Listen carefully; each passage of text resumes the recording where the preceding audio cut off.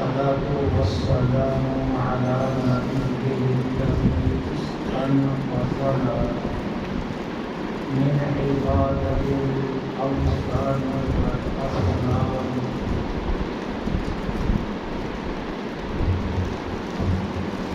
وعلى آله وأصحابه وجبائر البراء الكرام.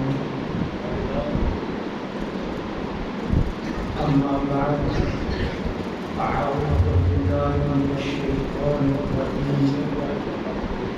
بسم الله الرحمن الرحيم. ثلة من الأولين وقليل من الآخرين. آمنت بالله صدق الله العظيم وصدق رسوله النبي الكريم الأمين. ونحن على ذلك لمن الشاهدين والشاكرين والحمد لله رب العالمين.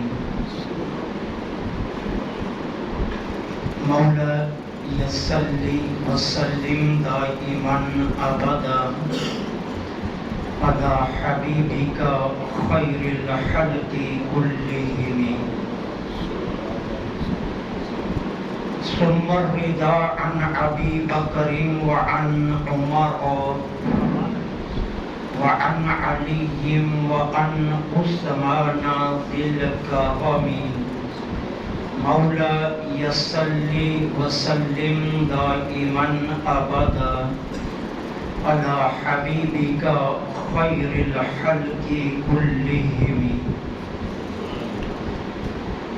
ورضيت بالله ربا وبالإسلام دينا وبمحمد صلى الله عليه وآله وسلم نبيا ورسولا.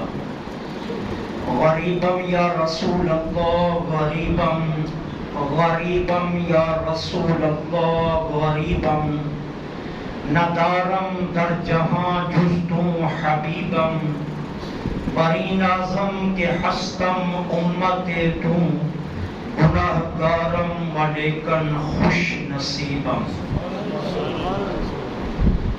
تمام تعریفیں اللہ رب العالمین جل سبحانہ و تعالی کے لیے خاص ہیں، جو ہم سب کا مالک بھی ہے اور خالق بھی. وہی معبود حقیقی ہے، وہ وحدہ لا شریک ہے، کوئی اس کا شریک نہیں. سجدہ عبادت کا ہو یا محبت کا، سجدہ عقیدت کا ہو یا عشق کا، سجدہ صرف میرے اللہ کے لیے جائز ہے. میرے اللہ کے علاوہ کسی اور کے لیے سجدہ جائز نہیں ہے. کائنات ارض و سما کے ہر ذرے کے بدلے میں تا قیام قیامت بغیر کسی وقفے کے اربوں خربوں کے حساب سے لگاتار درود و سلام آقا نامدار مدنی تاجدار فخر دو عالم امام الانبیاء خاتم المرسلین سرکار مدینہ روحت قلب و سینہ صلی اللہ علیہ وآلہ وسلم کی ذات پاک پر، کہ جن کے صدقے میں اللہ جل سبحانہ و تعالی نے ہمیں اس امت میں پیدا کیا جس میں لا تعداد اولیاء کی آمد ہوئی ہے. انتہائی عزت کے لائق سامعین محترم،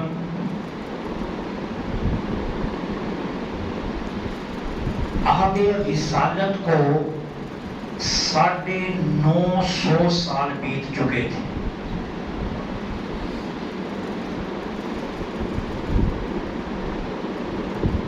بنو امیہ اور بنو عباس کی حکومتوں کو بھی صدیاں بیت گئی تھی. اسلام کی مرکزیت ختم ہو چکی تھی.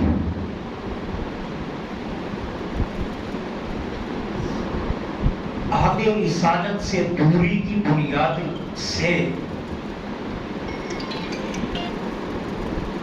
اسلام میں طرح طرح کی تحریفات اور بدعات ناقابل برداشت حد تک شامل ہو چکی تھی۔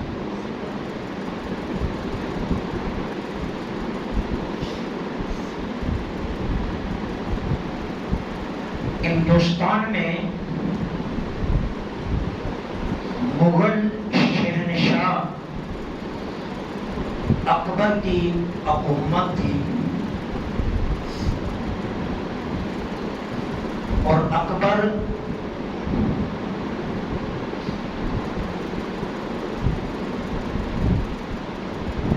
بے علمی کی وجہ سے، جہالت کی وجہ سے، دینی سوجھ بوجھ سے قطعی طور پر عاری تھا۔ شاہی دربار میں علماء سو نے اپنا سکہ جما رکھا تھا۔ شیخ مبارک کے دونوں بیٹے ابو الفضل اور فیضی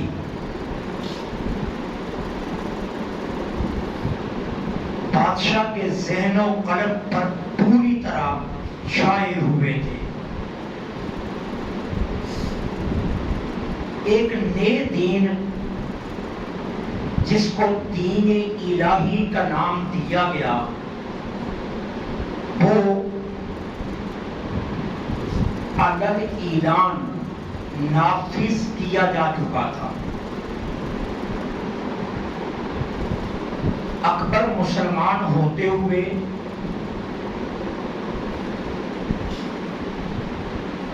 اپنے دربار میں کھلے بندوں اپنی ذات کو سجدہ کرواتا تھا، اور خود سورج کی تعظیم کا قائل تھا۔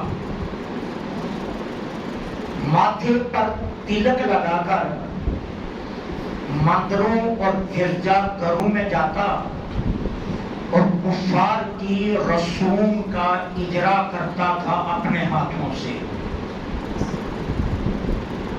مساجد خانقاہوں کی حرمت اور عزت سرے سے ختم کی جا چکی تھی۔ گائے کی قربانی صرف ممنوع نہیں بلکہ متروک ہو چکی تھی۔ خال خال جو علماء حقہ شریعت کے متبع تھے، ان پر وحشیانہ تشدد کیا جاتا، اور اکبر اپنے من گھڑت عقائد اور نظریات کی پابندی کی طرف انہیں قائل کرتا۔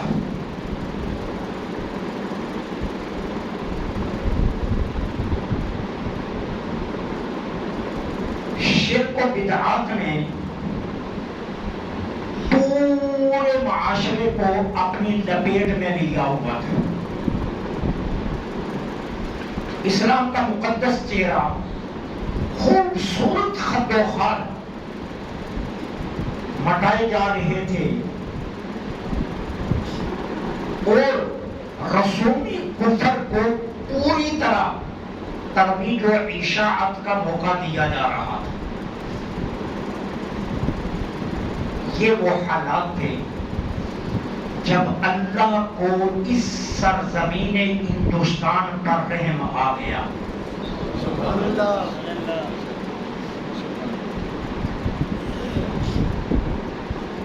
دوسری طرف دستور خداوندی ہے کہ تمام اولو العزم رسولوں کی شریعت کا جو دور ہے وہ 1000 سال پر محیط ہے۔ اللہ تعالیٰ عز و جل نے یہ آئین ازل بنایا ہے کہ ایک اولو العزم رسول بھیجتا ہے اللہ، پھر اس کے پیچھے اس اولو العزم رسول کی شریعت کی ترویج و اشاعت کے لیے انبیاء کی جماعتیں بھیجتا ہے۔ لیکن اولو العزم رسول کی شریعت کا دور 1000 سال چلتا ہے، اور 1000 سال کے بعد اللہ تعالیٰ عز و جل پھر دوسرا اولو العزم رسول بھیج کر پہلے رسول کی شریعت کو منسوخ کر کے نئی شریعت کا اعلان کروا دیتا. یہ آئین خداوندی ہے اور یہ ازلی ہے. اب جانے کائنات، جانے جانا مصطفیٰ جانے رحمت کا لاکھوں سلام صلی اللہ علیہ وسلم کے بعد نبوت کا دروازہ بند ہے. اللہ نے میرے اور آپ کے آقا کو خاتم النبیین بنا کر بھیجا. حضور کے بعد کوئی ضدی، کوئی بروزی، کوئی تشریح، کسی قسم کا کوئی اور نبی نہیں آئے گا، نہ آ سکتا ہے. قذاب دجال تو آئیں گے لیکن برحق نبی کوئی نہیں آئے گا. اب سوال یہ تھا کہ آگے رسالت کو جب 1000 سال بیت جائیں گے اور شریعت اپنی وہ آب و تاب جس کے ساتھ آغاز کرتی ہے، اگر اس آب و تاب میں زمانے کے گزرنے سے کمی پیشی یا تخریفات آئیں گی تو دوبارہ سے شریعت کو کون عروج کی طرف لے کر جائے گا؟ اللہ نے اس کے لیے آئین یہ دیا کہ اب محبوب کی امت سے کسی ایک فرد وحید کو چنا جائے گا جو آ کر خاتم النبیین صلی اللہ علیہ وسلم کی شریعت کو دوبارہ سے بام عروج پر پہنچا کر امت کے سامنے شریعت کا وہ اصیل چہرہ نکھار کر رکھے گا، جس سے پتا چلے کہ اب قیامت تک امت کے لیے آگے رسالت ہی چلے گا. اب یہ دستور تھا. اب اس دستور کے تحت چونکہ تخریفات اور بدعات اتنی آ چکی تھی کہ شریعت کے چہرے کو ان بدعات اور تخریفات کے پیچھے چھپایا جا رہا تھا، اور اس دین کا اعلان کیا گیا کہ جس میں بادشاہ کو سجدہ کیا جا رہا. جب شاہی دربار سجدہ ملاقاتی آتے تو السلام علیکم کا پیارا دعائیہ جملہ کتنا خوبصورت کلمات لیے ہوئے تھا، اس کو مسخ کر دیا گیا اور اعلان یہ کیا گیا کہ آنے والا کیا کہے گا؟ اللہ اکبر، اور جواب دینے والا کہے گا جل جلالہ. یہ اکبر کے دربار کا اصول تھا. السلام علیکم کے لفظوں کو مٹا دیا گیا تھا، اس کی جگہ اللہ اکبر کہا جاتا اور جواباً جل جلالہ کہا جاتا. اب اکبر یہ اصل اللہ کی کبریائی نہیں تھا، بلکہ یہ اشارہ اکبر کی بڑائی کی طرف تھا، اور جل جلالہ یہ بزرگی خدا بندی کے لیے نہیں تھا، یہ اکبر کی شہنشاہیت کے لیے تھا. یہ سارا تصور سامنے لایا جا رہا تھا. اب ضرورت تھی کہ شریعت کے چہرے کو نکھارنے کے لیے امت کے اندر کسی فرد کو بھیجا جائے. دوسری سمت سیدی غوث اعظم شیخ عبد القادر جیلانی رضی اللہ تعالی عنہ ایک دن بغداد کے جنگلات میں حالت مراقبہ میں تھے. اچانک آسمان پر ایک نور ظاہر ہوا، اور وہ نور اس طرح آیا کہ حضرت سیدی غوث اعظم کے قریب آیا، اور پھر سیدی غوث اعظم رضی اللہ تعالی عنہ نے دیکھا اس نور نے ساری کائنات کو منور کر دیا، پھیل گیا، چاروں سمتوں کی طرف پھیلا اور ساری کائنات کو منور کر دیا. اب سیدی غوث اعظم رضی اللہ تعالی عنہ اس نور کو دیکھ کر فکر میں مبتلا ہوئے. حاطف سے آواز آئی، الہام کیا گیا شیخ عبد القادر جیلانی پر. فرمایا گیا کہ یہ نور 500 سال کے بعد سرہند میں ظاہر ہوگا. جو دین محمدی کو تخریفات و بدعات سے نکال کر اتنا روشن کر کے پیش کرے گا کہ پھر قیامت تک اس کی روشنی چلے گی. سیدی غوث اعظم رضی اللہ تعالی عنہ نے جب یہ کلمات سنے تو اپنا خرقہ خاص، جبہ خاص جس پر انوار و لطافت کا نزول ہوتا تھا، اسے اپنے تمام فیوز سے کیا اور کرنے کے بعد اپنے بڑے شہزادے الشیخ سید عبد الرزاق رضی اللہ تعالی عنہ کو دیا اور کہا بیٹے یہ نسل در نسل حفاظت کے ساتھ 500 سال کے بعد سرحد میں جو نور ظاہر ہوگا اس تک پہنچانا ہے تمہیں. وہ جھکا نسل در نسل چلتا رہا یہاں تک کہ 1013 ہجری میں حضرت عبد الرزاق رضی اللہ تعالی عنہ کے پوتے سید سکندر شاہ رحمت اللہ علیہ نے حضور مجدد الافسانی شیخ احمد سرہندی فاروقی رضی اللہ تعالی عنہ کی بارگاہ میں پیش کیا. تیسری طرف مختلف اولیاء کاملین کو بشارتیں دی جا رہی تھی کہ اب وہ فرد وحید آنے والا ہے کہ جس کے آنے سے دین محمدی کو پھر ترویج و اشاعت نصیب ہوگی.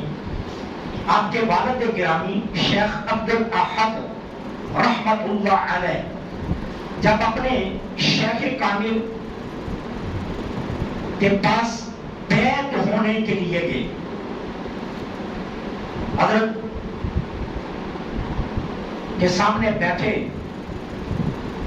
بیعت کیا گیا تو فرمایا دیکھو میں تمہارے ماتھے میں ایک ولی برحق کے نور کو جگمگاتا دیکھ رہا ہوں. ایک ولی برحق کا نور تمہارے ماتھے میں جگمگا رہا. شیخ احمد جام رحمت اللہ علیہ کسی تعارف کے محتاج شخصیت نہیں. یہ وہ شخصیت ہے کہ جن کے دست مبارک پر 6 لاکھ لوگوں نے توبہ کی ہے. 6 لاکھ لوگوں کو توبہ کی سعادت نصیب ہوئی ہے.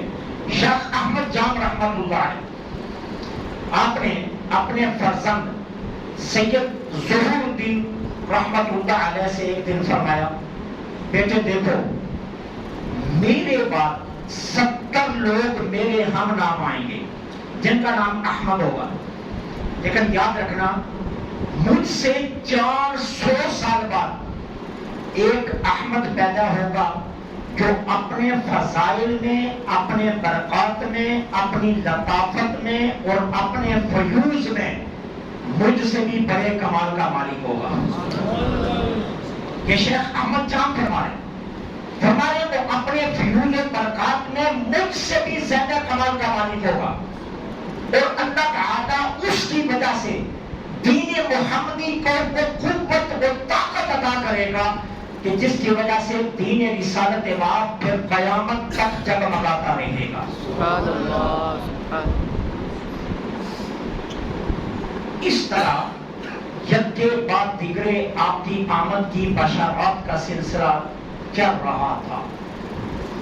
شیخ عبد القدوس بنگوہی رحمت اللہ علیہ نے بھی آپ کے والد ماجد گرامی سے کہا تھا، شیخ عبد الاحد سے، کہ اللہ کریم آپ کو ایک ایسا فرزند عطا کرنے لگا ہے کہ جس کی مثل کائنات میں دوبارہ نہیں ملے گی.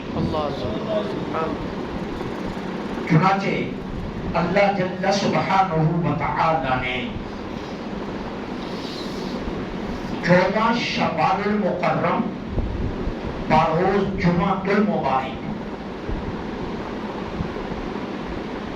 971 ہجری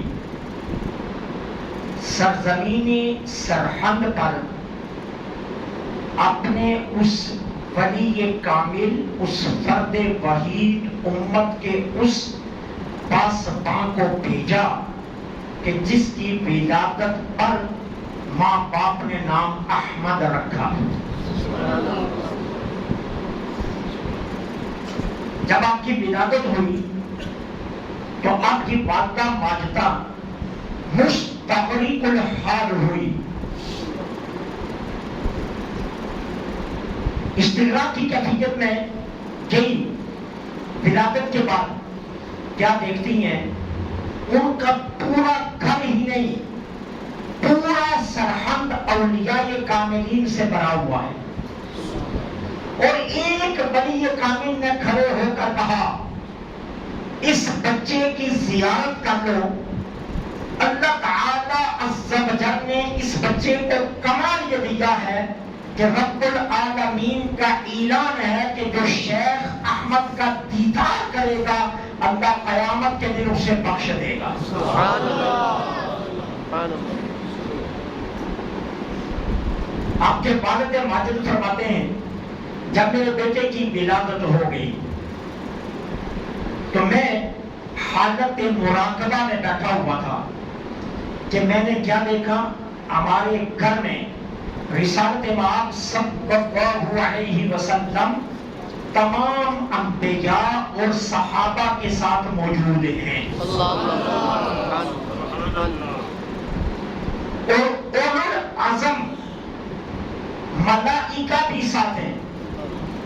نبی رحمت صلی اللہ علیہ وسلم نے شیخ احمد کو اٹھایا اور اٹھا کر ان کے دائیں کان میں حضور نے خود آذان دی، بائیں کان میں اقامت دی اور فرمایا کہ یہ احمد بیٹا ہمارا اس سرزمین پر ہمارا نائب ہے. سبحان اللہ، سبحان اللہ.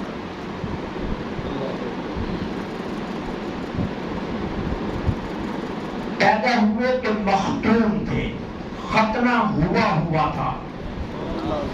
پیدا ہوئے تو جسم مبارک دھلا ہوا تھا، عام بچوں کی طرح نلہانے کی ضرورت پیش نہیں آئی. پیدا ہونے کے بعد کبھی بھی جسم مبارک یا لباس مبارک پر نجاست نہیں لگی جیسے عام بچوں کو لگتی ہے. پیدا ہوئے اور پیدا ہونے کے بعد کبھی ایک دمے کے لیے نہیں ہوئے. پیدا ہوتے ہی چہرے پر مسکراہٹ بکھری ہوئی تھی اور پھر وہ ساری زندگی موجود رہی. اور کمال یہ نہیں ہے کہ ساری زندگی موجود رہی، جب آپ کا وصال ہوا تو غسل دینے کے لیے جب آپ کو تخت پر لٹایا گیا آپ اس وقت بھی مسکرا رہے تھے. سبحان اللہ، سبحان اللہ. اللہ تعالیٰ نے کمالات یہ عطا کر کے دنیا میں بھیجا تھا.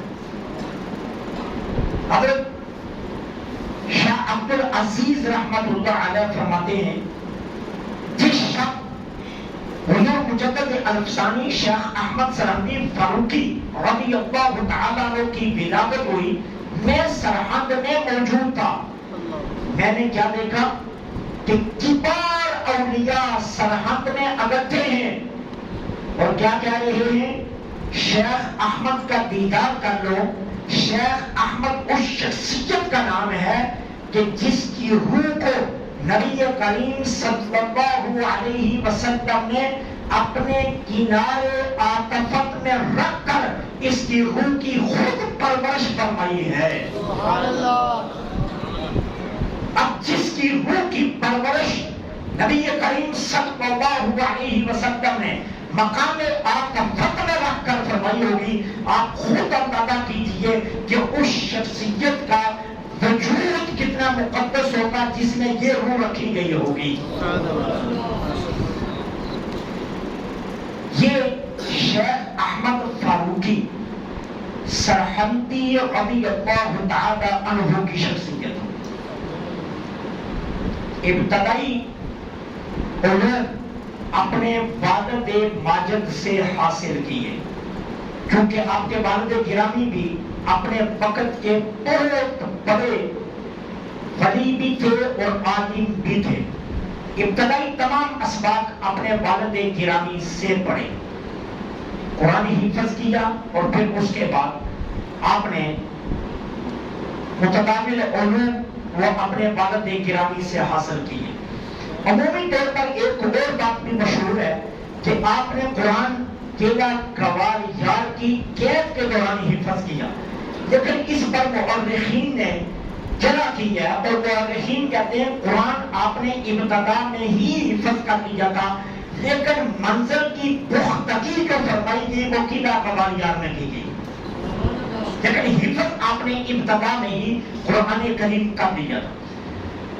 خطب پڑھی اپنے والد گرامی سے، پھر مزید علوم حاصل کرنے کے لیے آپ سیالکوٹ میں تشریف لائے۔ مولانا محمد یعقوب بن موسیٰ کشمیری رحمت اللہ علیہ کے پاس یہاں رہ کر آپ نے پھر مزید علوم حاصل کیے۔ پھر یہیں پر آپ نے حضرت بیرول بدخشانی رحمت اللہ علیہ، کمال دیکھنا یہ وہ شخصیت ہے جن سے حضور مجدد الفسانی نے اصول تفسیر اور حدیث پڑھی، لیکن استاد پڑھا رہے تھے، شیخ احمد پڑھ رہے تھے، پڑھتے پڑھتے شیخ احمد کی لگاؤ نے کمال یہ کیا کہ استاد نے ہی کہہ دیا کہ اب مجھے آپ اپنا مرید بھی کر لیں۔ لیکن یہی حضرت بیرول بدخشانی رحمت اللہ علیہ جو خود اپنے وقت کے بہت بڑے محدث بھی تھے، بہت بڑے مفسر بھی تھے، اور ان میں تفسیر، اصول تفسیر، حدیث پر عبور رکھتے تھے، یہ حضور مجدد الفسانی رحمت اللہ علیہ کے مرید بھی ہوئے، خلیفہ بھی ہوئے، اور پھر آپ کو سند خلافت بھی حضور مجدد الفسانی نے عطا فرمائی ہے۔ اس طرح 17 برس کی عمر میں پہنچے تو تمام علوم حاصل کر چکے تھے۔ میرے اور آپ کے لیے سبحان اللہ کہنا بڑا آسان کام ہے، کوئی اتنی بات تو نہیں ہے نا، سبحان اللہ کہنے میں کیا دیر لگتی ہے، لیکن اگر ایک لمحے کے لیے آپ ٹھہر کر سوچیں، ہمارا بچہ 17 برس کی عمر میں کہاں جاتا ہے؟ میٹرک کر جائے گا یا ایف ایس سی کر جائے گا، اس سے آگے تو نہیں جاتا، لیکن میٹرک اور ایف ایس سی کا بچہ ابھی اتنا میچور نہیں ہوتا، اتنا باشعور نہیں ہوتا، اس کی سینس اتنی باکمال نہیں ہوتی، اس کی فکریں اتنی پاکیزہ نہیں ہوتی ہیں، لیکن شیخ احمد مجدد الفسانی رحمت اللہ علیہ کی شخصیت وہ ہے جنہوں نے 17 برس کی عمر میں تمام علوم حاصل کر لیے، اور کمال یہ نہیں ہے ابھی 17 برس کی عمر میں پہنچے، کتابوں میں دقیق سے دقیق، مشکل سے مشکل عبارت آتی، جہاں بڑے بڑے اساتذہ رک جاتے، وہاں آپ کتاب پکڑتے اور اس متن کو باہر لکھتے، اور اس متن کے نیچے ایسا حاشیہ لکھتے کہ استاد بھی اش اش کر اٹھتے کہ جو بات ہمارے گمان میں بھی نہیں ہوتی ہے وہ احمد کے ذہن میں پہلے سے موجود ہوتی ہے، اور جہاں ہمارا تصور بھی نہیں جاتا وہ شیخ احمد کے ذہن میں پہلے سے موجود ہوتا ہے۔ جب آپ سیالکوٹ سے واپس جا رہے تھے تو آپ آگرہ ٹھہرے، اور یہ اس وقت دارالحکومت تھا، اکبر بادشاہ کی آماجگاہ تھا، اور یہاں بہت رونق تھی، اور ابوالفیض اور فیضی یہیں رہتے تھے بادشاہ کے، کیونکہ یہ خاص تھے، علماء سوم کے سربراہان تھے یہ دونوں بھائی، شیخ مبارک کے بیٹے۔ تو حضور مجدد پاک رضی اللہ تعالیٰ عنہ آگرہ میں ٹھہرے۔ اچھا، یہیں ابوالفیض اور فیضی سے علیحدہ سلام ہو گئی۔ ایک دن انہوں نے آپ کو اپنے گھر دعوت دی، حضور مجدد الفسانی رضی اللہ تعالیٰ عنہ تشریف لائے، تو یہ وہ دن تھے جب فیضی سواتی الالہام ایک غیر منطوقہ قرآن کریم کی تفسیر لکھ رہا تھا۔ تفسیر ایسی لکھ رہا تھا کہ جس میں کوئی حرف نقطے والا نہیں آئے گا، بغیر نقطے کے قرآن کریم کی تفسیر، غیر منطوقہ تفسیر کے لکھ رہا تھا۔ کون؟ فیضی۔ اب حضور مجدد الفسانی تشریف لائے تو اس نے بڑا استقبال کیا، استقبال کرنے کے بعد کہا حضور بڑے اہم موقع پر آپ تشریف لائے، میں غیر منطوقہ تفسیر لکھ رہا ہوں، ایک ایسے مقام پر پہنچا ہوں کہ جہاں قرآن کریم کے اصل مقصد کو بیان کرنے کے لیے مجھے لفظ غیر منطوقہ نہیں مل رہی، اور میں نے بہت کوشش کی ہے، لیکن جو الفاظ میں لاتا ہوں وہ قرآن کے مقاصد کو پورا نہیں کرتے، اور جو الفاظ قرآن کریم کے مقاصد کو پورا کرتے ہیں وہ میں کوئی لفظ مجھے بغیر نقطے کا نہیں مل رہا۔ آپ نے سوچا نہیں، آپ نے فکر نہیں کی، آپ نے وہاں کافی دیر تک کوئی تجسس نہیں کیا، آپ نے کاغذ اٹھایا، ایک نہیں 2 صفحے غیر منطوقہ اس قرآن کے مقام کے مطابق لکھ دیے۔ جب فیضی نے دیکھے کہ 17 برس کی عمر کی کہانی ہے، جب فیضی نے دیکھے تو فیضی حیران رہ گئے، وہ کہنے لگا یہ تو الفاظ جو آپ لائے ہیں، جو الفاظوں کا انتخاب آپ نے کیا، عربی زبان، عربی میں یہ تفسیر ہے، عربی میں اس طرح من و ان قرآن کے ایک قریب جا کر اس طرح کے الفاظ کو غیر منطوقہ الفاظ لے آنا، یہ میرے بس کی تو بات نہیں ہے۔ لیکن فیضی یہ نہیں جانتا تھا کہ یہاں قلم صرف چلتا ہے، دماغ شیخ احمد کا نہیں چلتا، یہ تو باتیں اوپر سے الہام ہو رہی ہیں۔ وہ ان عقائد کو نہیں جانتا تھا کیونکہ اس کا روحانیت کے ساتھ تعلق کوئی نہیں تھا، الہام کی دنیا سے وہ ناشناسا تھا، وہ جانتا نہیں تھا۔ اگرچہ اس نے اپنی تفسیر کا نام سباقی الہام تو رکھا ہوا تھا، لیکن وہ الہام کی دنیا سے واقف نہیں تھا، اسے معلوم نہیں تھا کہ شیخ احمد سرہندی رضی اللہ تعالی عنہ اب اس مقام پر فائز ہیں جہاں قدرت خود الفاظوں کے ذخیرے ذہن میں ڈالتی ہے۔ یہاں کچھ عرصہ قیام فرمانے کے بعد اب آپ نے واپس سرہند جانے کا پروگرام بنایا، اور اس کا سبب یہ بنا کہ والد گرامی گھبرا گئے، کافی عرصہ بیت چکا تھا، بیٹے سے ملاقات نہیں ہوئی تھی، تو والد گرامی خود لینے کے لیے آگرہ آ گئے۔ آپ والد گرامی کے حکم پر آپ واپس سرہند جانے لگے۔ دلی اور سرہند کے درمیان تھا سر آتا ہے، وہاں حضور مجدد الفسانی اور آپ کے والد گرامی نے قیام کیا۔ یہ تھانسیر کا علاقہ اکبر کی طرف سے شیخ سلطان کے پاس تھا، وہ اس علاقے کا ان دنوں میں راج تھا، نواب تھا، چلا رہا تھا۔ اب آپ وہاں ٹھہرے، حیران کن بات ہوئی، رات کو کھانے کے بعد جب شیخ سلطان کے دربار میں حضرت شیخ عبد الاحد رضی اللہ تعالیٰ عنہ اور حضور مجدد پاک بیٹھے ہوئے تھے، تو شیخ سلطان نے ایک بات چھیڑی، اس نے کہا تھی میں اپنی بیٹی کا رشتہ شیخ احمد کو دینا چاہتا ہوں۔ حیران کن بات تھی کہ اکبر کا بندہ ہے، اس علاقے کا نواب ہے، ارکان سلطنت میں سے ہے، سلطنت کا ایک اہم رکن ہے، اکبر کا یہ معتمد علیہ ہے، وہ یہ رشتہ کیوں دے رہا ہے؟ آپ کے والد گرامی نے ایک دمہ کے لیے توقف فرمایا تو اس نے بات کھول دی۔ اس نے کہا جی کہ چند دن قبل میرے ساتھ ایک واقعہ پیش آیا، وہ واقعہ یہ ہے کہ میں رات کو سویا تو نبی کریم صلی اللہ علیہ وسلم میرے خواب میں تشریف لائی اور فرمایا شیخ سلطان تمہاری بیٹی اس وقت اس علاقے میں سب سے نیک خاتون ہے، لہذا ہم تمہیں حکم دیتے ہیں کہ اپنی بیٹی کا رشتہ ہمارے بیٹے اور ہمارے نائب شیخ احمد کے ساتھ کر دو۔ اچھا، اب شیخ سلطان کیا کہتا ہے؟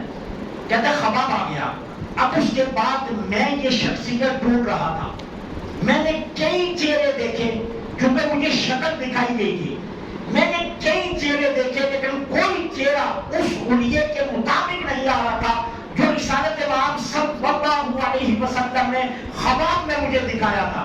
اور جب شیخ احمد سامنے آئے تو میرا خواب پلٹ کر آ گیا، یہ حلیہ وہی تھا جو رسول اللہ نے مجھے دکھایا۔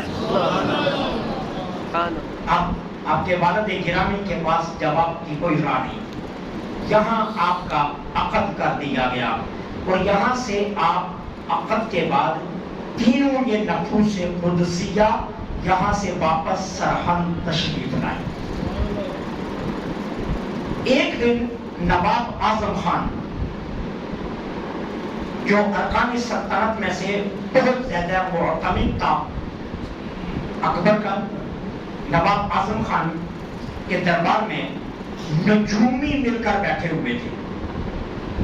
نجومیوں نے ایک بات چھیڑی نواب کے ساتھ، کہنے لگے ہم نے سرحد کے برابر آسمان پر ایک ستارہ دیکھا ہے، ہمارا علم نجوم یہ بتاتا ہے کہ یہ ستارہ آج سے 950 سال پہلے صرف مکہ میں طلوع ہوا تھا،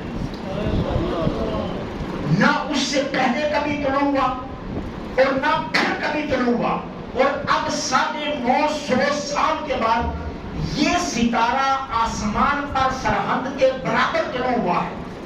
اب ہمیں یقین ہو گیا ہے کہ سرحد کی سرزمین پر کوئی ایسی شخصیت تشریف لانے والی ہے کہ جو اسلام کو پھر سے عروج بخشے گی، کیونکہ یہ ستارہ اس شخصیت کی آمد کی گواہی دے رہا ہے۔ جس طرح مکہ کے آسمان پر رسالت معاذ صلی اللہ علیہ وسلم کی آمد کی گواہی کے لیے یہ ستارہ طلوع ہوا تھا، اسی طرح اب سرحد کی سرزمین پر کسی بہت بڑی شخصیت کی آمد کی اطلاع ہے کہ جو یہ ستارہ طلوع ہوا ہے۔ اب ٹھیک 3 دن کے بعد حضور مجدد الفسانی رضی اللہ تعالی عنہ کی ولادت و سعادت ہوگی۔ سبحان اللہ۔ دوسری طرف حضرت شیخ سلیم چشتی رضی اللہ تعالی عنہ سلسلہ سہروردیہ اور سلسلہ چشتیہ کے جو مشائخ اس دور میں تھے، ارباب ان کے پاس حاضر ہوتے اور انہیں آ کر کہتے کہ اکبر بہت بگڑ چکا ہے، اس نے اسلام کا چہرہ مسخ کرنا شروع کر دیا، اسلام کے اندر تخریفات اور بدعات تیزی سے پھیلائی جا رہی ہیں، آپ دعا کریں کہ اللہ تعالیٰ اسلام کو پھر سے عروج بخشے، کمال بخشے۔ یہ بزرگان کاملین باطنی توجہ فرماتے اور باطنی توجہ کے بجائے بعد دعا کے بجائے آگے سے کیا ارشاد فرماتے، انتظار کرو وہ فرد وحید آ رہا ہے جس نے اسلام کا بیڑا پھر سے سنبھالنا ہے اور ان بدعات اور ان تخریفات کو نابود کر کے اسلام کو پھر اس کے حقیقی چہرے کے ساتھ واضح کرے گا۔ وہ یہ آگے سے جواب دے گے، یہ اشارہ تھا حضرت مجدد الفسانی رحمت اللہ علیہ کی ولادت کی طرف، آپ کی آمد کی طرف، آپ کی تشریف آوری کی طرف۔ آپ کی کائنات میں تشریف آوری سے پہلے ہی چرچے آپ کے شروع ہو چکے تھے، یہ بات کھل چکی تھی کہ حضرت شیخ احمد کے ہاں ایک ایسا فرد وحید، ایک ایسا فرزند وحید، ایک ایسا مرد مجاہد اور ایک ایسا باکمال فرزند پیدا ہونے والا ہے کہ جو آگے جا کر اسلام کے لیے وہ خدمات سر انجام دے گا کہ جس کی وجہ سے پھر قیامت تک اسلام اپنی آب و تاب سے زندہ رہے گا۔ اور دستور میں آپ کو بتا چکا ہوں کہ الہی دستور ہے، 1000 سال کے بعد شریعت میں تخریفات اور بدعات جو ہوتی ہیں ان کو ختم کرنے کے لیے اللہ تعالیٰ 1000 سال کے بعد ایک فرد بھیجتا ہے، جو فرد پھر دوبارہ سے اسلام کو اس کی پوری شان کے ساتھ واضح کرتا ہے۔ حضور مجدد الفسانی شیخ احمد سرہندی فاروقی رضی اللہ تعالی عنہ کی جب ولادت بسعادت ہوئی تو آپ کے ہاں حضرت شاہ کمال کیتھلی رحمت اللہ علیہ تشریف لائے۔ اچھا، یہ وہ کمال کے بزرگ تھے جو 2 حالتوں میں رہتے تھے۔ حضرت شاہ کمال کیتھری یہ دو حالتوں میں اکثر رہا کرتے ہیں، کبھی جذب کی حالت میں ہوتے، سکر کی حالت میں ہوتے، اور کبھی یہ سلوک کی حالت میں ہوتے، کبھی عام سالکین کی طرح ہوتے، اور کبھی کبھی آپ جذب اور مستی کی حالت میں چلے جاتے۔ تشریف لائی تو یہ وہ کیفیت تھی جب آپ جذب اور مستی کی حالت میں تھے۔ حضرت مجدد الفسانی کے والد گرامی آپ کو گود میں لیے ہوئے تھے، حضور مجدد پاک کو حضرت شاہ کمال کیتھری رحمت اللہ علیہ تشریف لائے، انہوں نے بیٹا اپنی گود سے حضرت شاہ کمال کیتھری رحمت اللہ علیہ کی گود میں رکھ دیا۔ اب دیکھیے حضرت شاہ کمال کیتھری رحمت اللہ علیہ نے کیا کیا، اپنی شہادت کی انگلی حضور مجدد پاک کے منہ میں دی۔ حضرت شاہ کمال کیتھری رحمت اللہ، حضور مجدد پاک نے ان کی انگلی نہ لی اور آگے سے تبسم کر دیا، مسکرا دیے۔ اور یہ کوئی کہانی 17 برس کے شیخ احمد کی نہیں ہے، یہ اس شیخ احمد کی کہانی ہے جس کی ولادت کو ابھی صرف 3 دن ہوئے تھے۔ حضرت شاہ کمال کیتھری رحمت اللہ علیہ کے چہرے کی طرف دیکھ کر تبسم کیا اور ان کی انگلی منہ میں داخل نہ کی۔ حضرت شاہ کمال کیتھری رحمت اللہ علیہ بڑے حیران ہوئے۔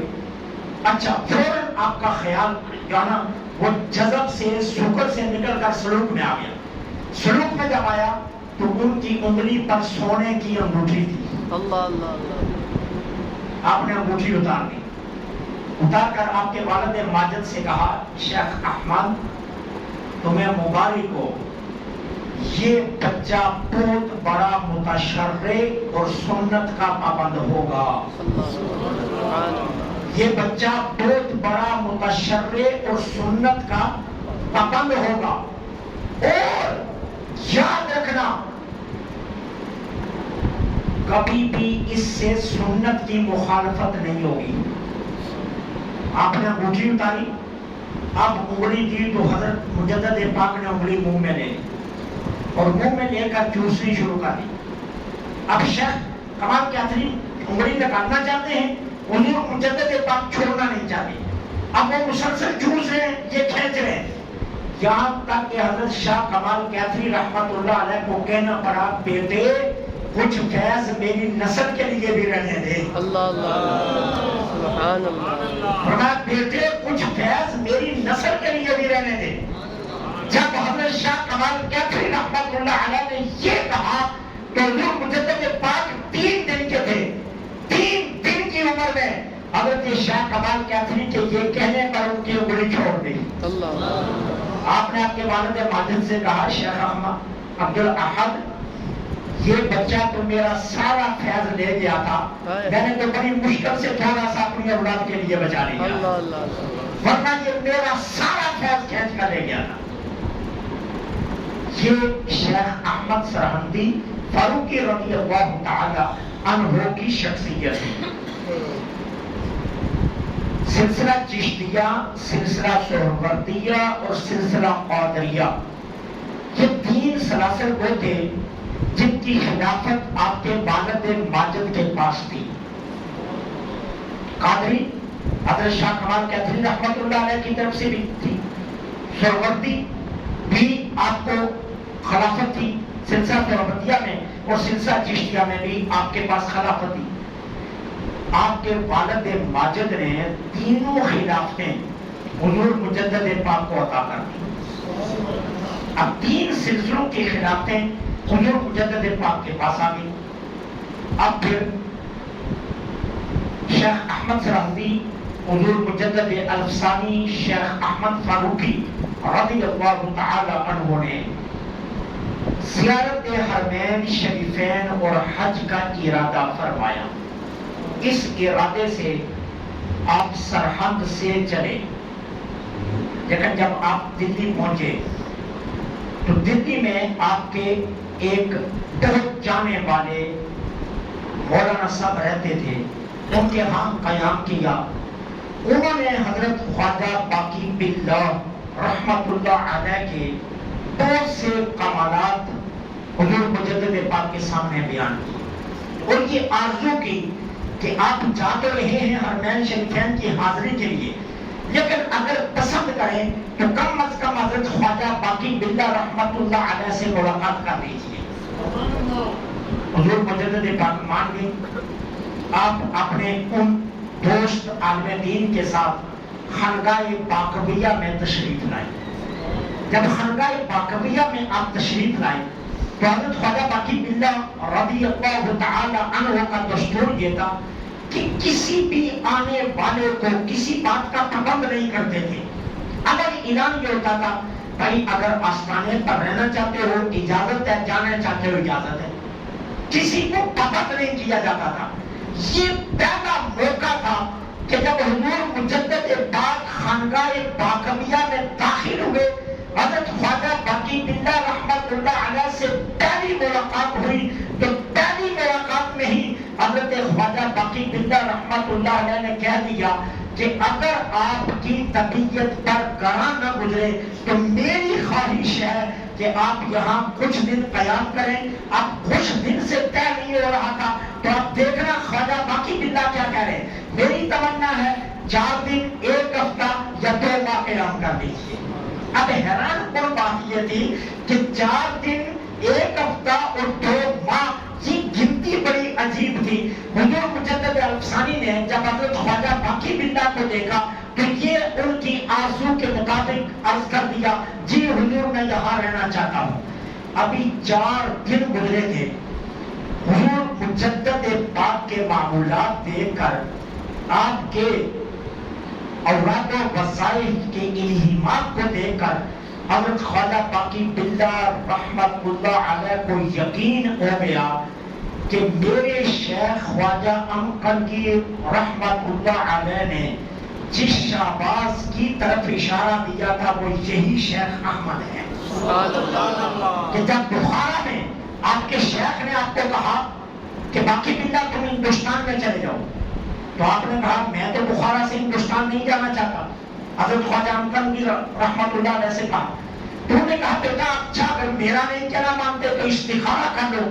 جب حضرت خواجہ باقی باللہ رحمت اللہ علیہ نے استخارہ کیا تو استخارے میں کیا دیکھتے ہیں کہ ایک طوطی ہے بیٹھا ہوا ہے درخت پر. اب حضرت خواجہ باقی باللہ کے خیال نہیں آتا ہے اگر یہ طوطی میرے پاس آ جائے تو میں سمجھتا ہوں کہ میں کامیاب ہو جاؤں گا. اچانک وہ طوطی درخت سے اڑ کر خواجہ باقی باللہ کے ہاتھ پر آ جاتا ہے. اب خواجہ باقی باللہ جب اس طوطی کے منہ میں دانا ڈالتے ہیں تو وہ طوطی آگے سے کچھ خواجہ باقی باللہ کے منہ میں ڈالتا ہے. اب جب دونوں کا آپس میں یہ گہنا لین دین ہوتا ہے تو جہاں روشن ہو جاتا ہے اور ایک روشنی ڈالتی ہے جو شرق و غرب تک پھیل جاتی ہے. اب صبح اٹھے اپنے شیخ کی بارگاہ میں استخارے کا نتیجہ عرض کیا. فرمایا دیکھو طوطی یہ ہندوستان کا پرندہ ہے اور میں نے تجھے کہا ہے کہ تم ہندوستان جاؤ, انشاءاللہ اللہ سرزمین ہندوستان پر تمہیں ایسا مرد مجاہد دے گا کہ پھر قیامت تک تمہارا نام سلامت رہے گا. اب نتیجہ کیا ہوا کہ پھر جب خانقاہ باقویہ پر حضور مجدد پاک پہنچے تو حضرت خواجہ باقی باللہ کو اپنا وہ سارا استخارہ یاد آ گیا اور چہرہ دیکھ کر یقین ہو گیا کہ وہ جو طوطی شاخ سے اڑ کر میرے ہاتھ پر بیٹھا تھا وہ کوئی اور نہیں تھا, وہ یہی شیخ احمد تھے. اب خانقاہ میں 3 دن ٹھہرنے کے بعد خواجہ باقی باللہ کو پتا چل گیا کہ وہ شہباز میرے ہاتھ میں آ گیا ہے. اب 3 دنوں کے بعد خواجہ باقی باللہ نے ایک نظر دوڑائی تو ایک نظر سے حضور مجدد پاک مقام قومیت پر فائز ہو گئے. مقام قومیت پر فائز ہو گئے. اب مقام قومیت ایک ایسا مقام تھا, قیومیت کی دولت ایک ایسی دولت تھی کہ جہاں لوگ برس کی محنتوں کے بعد پہنچتے ہیں, لیکن حضور 3 دن میں یہاں پہنچ گئے. اب عرض کیا شیخ کی خدمت میں کہ میں تو مقام قیومیت پر چلا گیا ہوں. کہا بیٹے ابھی اپنا سلسلہ جاری رکھو, بند نہ کرو, جو وظائف پڑھ رہے انہیں پڑھتے رہو. پڑھتے رہے یہاں تک کہ آپ مقام قطبیت پر پہنچ گئے. اب مقام قطبیت عرض کیا کہ حضور میں مقام قطبیت پر پہنچ گیا ہوں. کہا بیٹے یہ منظر نہیں ہے، منظر ابھی آگے ہے، تم جاری رکھو اپنا سلسلہ. یہاں تک کہ شیخ احمد سرہندی فاروقی رضی اللہ تعالی عنہ تھوڑی ہی عرصے میں خانقاہ باغویہ میں رہتے ہوئے مقام فنا فی الفنا میں پہنچ گئے. کہا ہاں مشائخ نقشبند کی منزل یہی ہے جہاں 70,000 پردے اٹھ جاتے ہیں. اگر پردے اٹھے تو شیخ کی بارگاہ میں آگے حضور اب کیا ہے؟ کہا میں جدھر دیکھتا ہوں ادھر اس بات ہے، ہر طرف اس بات کی اس بات ہے. کہا نہیں ابھی نفی کا نقطہ نکلنے دو. نفی کا نقطہ نکلا تو اب حالت یہ تھی کہ ہر شے میں حضرت شیخ احمد کو خدا نظر آ رہا تھا، اور شیخ احمد اس مقام پر پہنچ چکے تھے جہاں سر جھکاتے تھے تو بغیر کسی حجاب کے اللہ کا دیدار نصیب ہو رہا.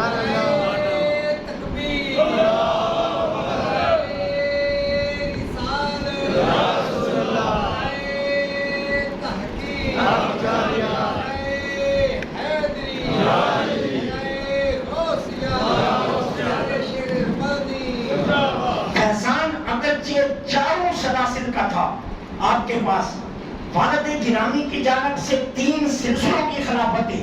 اگر آپ نے جس سلسلے کو پسند کیا وہ سلسلہ نقشبندیہ تھا جس کو آپ نے پسند کیا، اور پھر آپ نے آگے اسی کی ترویج و اشاعت پر کام کیا.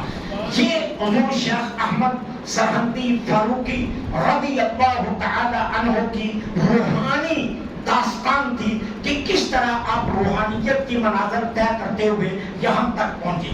یہاں یہ بات یاد رکھنا کہ ہمارے اکثر دکھ سے کہنا پڑتا ہے ہمارے موجودہ جو خانقاہی نظام ہے، اس موجودہ خانقاہی نظام میں پیران الزام حصول علم کی کوشش نہیں کرتے اور نہ ہی آگے علم بانٹنے کی کوشش کرتے.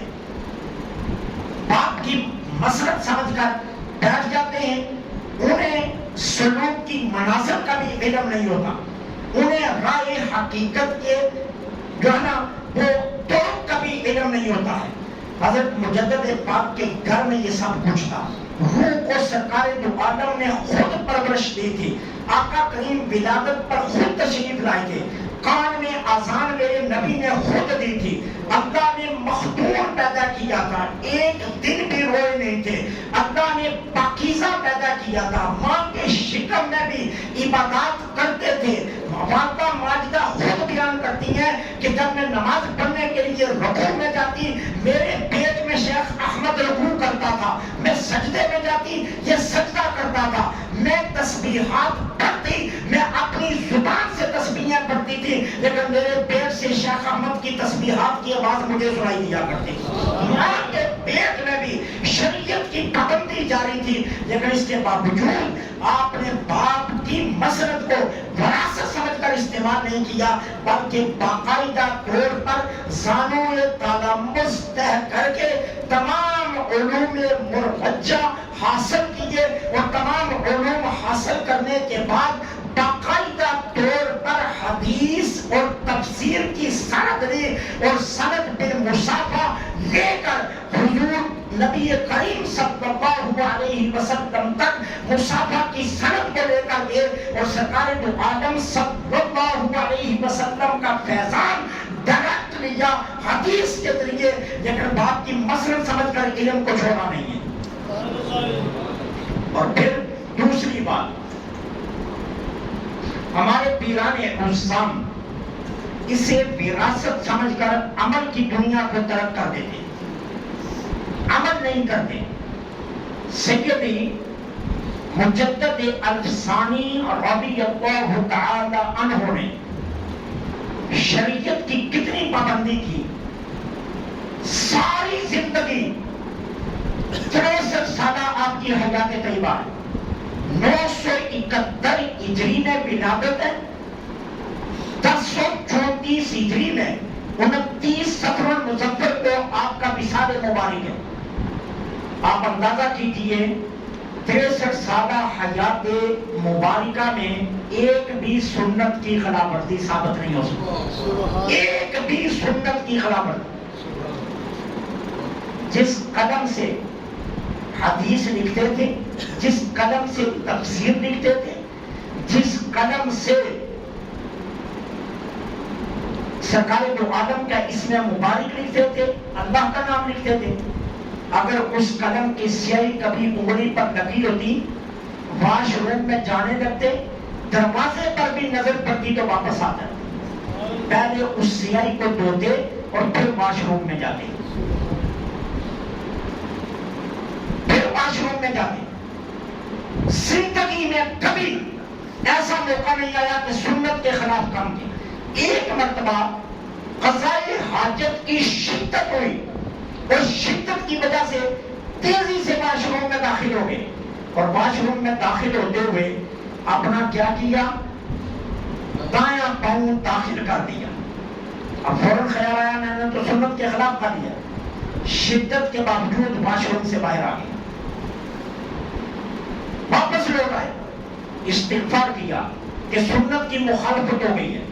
اب دوبارہ داخل ہوئے تو بایاں پاؤں پہلے اندر داخل کیا سنت کے مطابق، اور پھر رفع حاجت کی، یہ بتانے کے لیے کہ اللہ نے مجھے جس مقصد کے لیے بھیجا ہے میں اس مقصد کی تکمیل کے لیے سنت مصطفیٰ کی پابندی خود کر کے دکھا رہا ہوں، سبحان اللہ، خود کر کے دکھا رہا ہوں۔ اصل کمال یہ ہوتا ہے، ایک مرتبہ کسی شخص نے آپ سے کہا مجھے آپ سے ارادت رکھتے ہوئے 10 سال بیت گئے، 10 سالوں میں آپ کی بارگاہ میں آ رہا ہوں، آئے روز حاضری دیتا ہوں، آرزو لے کر آیا، تمنا لے کر آیا کہ میں آپ کی کوئی کرامت دیکھوں، حالانکہ کرامت یا ولایت کے لیے لازم نہیں ہے، یہ یاد رکھنا، یہ کرامت ولایت کے لیے کوئی لازم نہیں ہے۔ ہمارے یہاں ایک عجیب تماشا لگا ہے کہ جی کرامتیں بیان کریں، کرامتیں ولایت کے لیے لازم نہیں ہے، یہ یاد رکھنا، کرامت کوئی لازم نہیں ہے۔ جس طرح ہمارے ایک اور بات پھیلی ہوئی ہے نا، جی چہرہ اگر سفید ہو تو یہ پتہ چلتا ہے نورانیت کا، اگر چہرے کی سفیدی نورانیت کی نشانی ہے تو حضرت بلال کے بارے میں آپ کا کیا خیال ہے؟ پھر حضرت بلال رضی اللہ تعالیٰ عنہ کے بارے میں کیا خیال؟ چہرے کی سفیدی یہ نورانیت کی نشانی نہیں ہے، چہرے کے رخساروں پر جو نور حقیقی چمکے وہ اصل نشانی ہے، اور وہ کردار سے آتا ہے۔ کردار کا چہرہ خود بولتا ہے، کردار کا چہرہ خود گواہی دیتا ہے۔ حضرت بلال رضی اللہ تعالیٰ عنہ کسی گلی سے گزرتے تھے نا تو ابوبکر صدیق ہاتھ باندھ کر کھڑے ہو جاتے تھے۔ ایک مرتبہ دوپہر کے وقت حضرت ابوبکر صدیق گلی میں ہاتھ باندھے کھڑے، حضرت عمر بن خطاب آ گئے، نماز کا وقت نہیں ہے، مسجد میں جانے کا وقت نہیں ہے، مجلس نبوی کا وقت نہیں ہے، ابو بکر کی تجارت کا وقت نہیں ہے، اس دوپہر کرکتی میں ابو بکر گلی میں کیوں کھڑا ہے؟ ہاتھ باندھ کر پاس آئے۔ ابو بکر کیا ہوا؟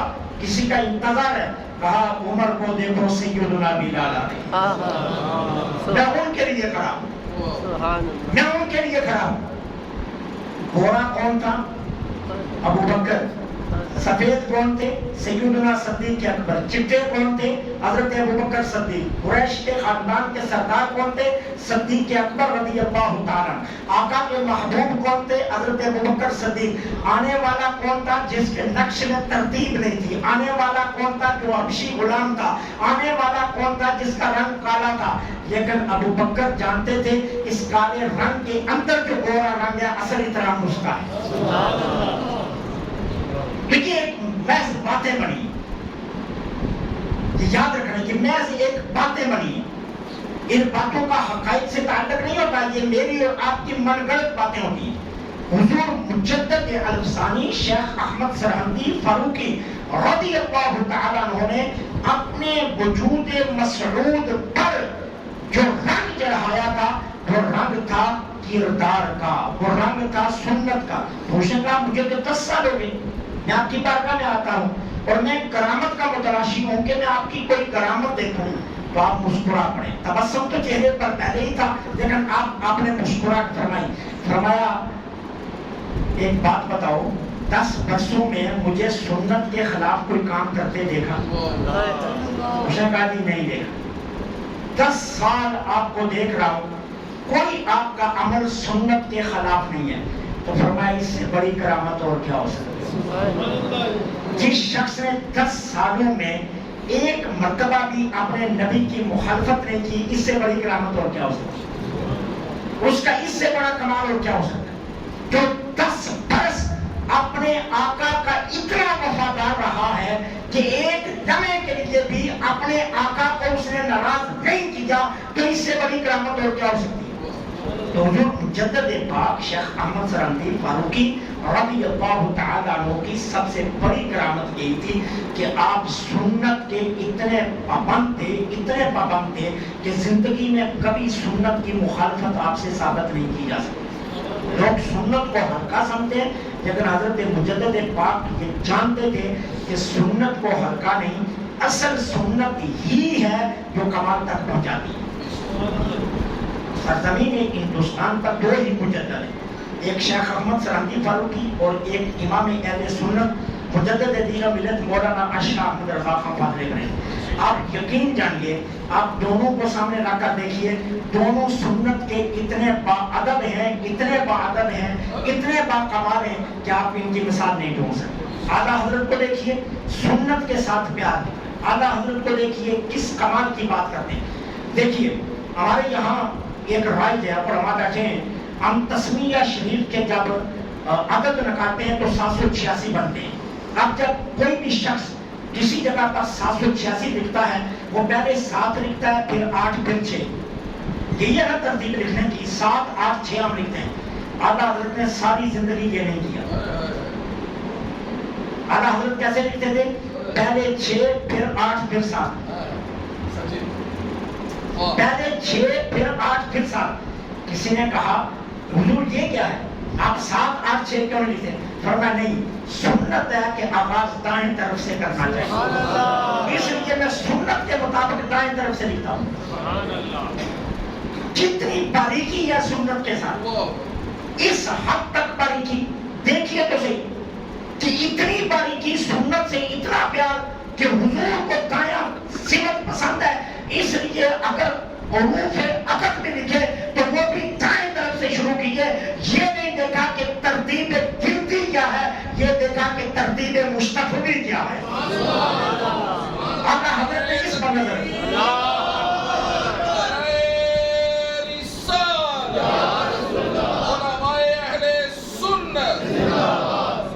تو آقا حضرت نے اس طرح یہ سبق دیا کہ ترتیب مستفی کو دیکھا جائے گا، اس ترتیب کو نہیں دیکھا جائے گا کہ یہ کیا ہے۔ اب پھر دوسرا کمال دیکھیے اعلیٰ حضرت کا، علماء بیٹھے ہیں، اعلیٰ حضرت نے ترجمہ قرآن کو ایک طرف رکھ دیں تو 1000 تصنیفات میں آپ ہیں، 1000 کتاب اعلیٰ حضرت نے لکھی ہے اپنے مبارک ہاتھوں سے۔ کمال آپ کو بتاؤں اعلیٰ حضرت کا، 1000 کتاب میں ایک مرتبہ بھی غلطی نہیں ہوئی۔ اعلیٰ حضرت صبح کتاب وہاں سے شروع کرتے تھے جہاں قدرتی طور پر اللہ لفظ آتا تھا۔ صبح کا آغاز لفظ اللہ سے کرتے تھے، وہ سارا دن تعلیم کر رہے، رات کو سونے سے پہلے اس تعلیم کو وہاں چھوڑتے تھے جہاں لفظ محمد آتا تھا۔ ساری زندگی یہی ترتیب رکھی، 1000 کتاب میں شروع کی تو اللہ سے، ختم کی تو محمد پر۔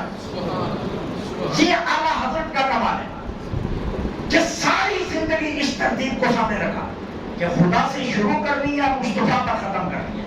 بات اعلیٰ حضرت نے یہ بتا دیا کہ محمد احمد رضا کا رشتہ رب سے یہ ہے کہ اس سے شروع کرنی ہے اور جا کر مدینے اپنی انتہا کرنے۔